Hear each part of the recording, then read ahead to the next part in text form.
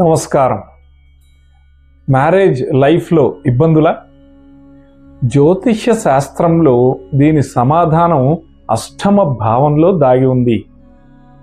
అష్టమ భావం అంటే మనకి అత్తమామలు, ఇన్లాస్, అలాగే వివాహం తర్వాతి జీవితం.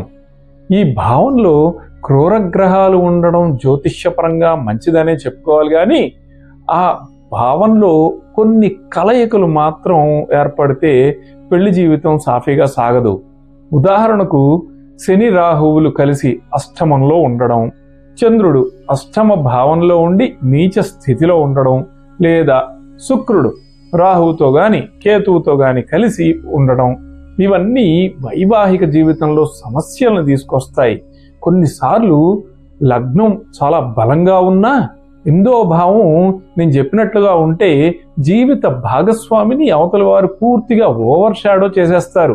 ఇది కూడా ఒక పెద్ద సమస్య కదా. కాబట్టి అష్టమ భావంలోని గ్రహస్థితులు మీ పెళ్లికి సంబంధించిన ఇబ్బందుల్ని స్పష్టంగా చూపిస్తాయి. కాబట్టి సరైన పద్ధతిలో వివాహ పొంతన చేయించుకోవడం చాలా మంచిది. మీ జాతకంలో లగ్నం నుండి 8వ భావంలో ఏ గ్రహాలు ఉన్నాయి? తప్పక కామెంట్ చేయండి. ఇలాంటి మరిన్ని జ్యోతిష్య రహస్యాలకు ఆస్ట్రోవేద క్రియేషన్స్ ఛానల్ను ఫాలో చేయండి.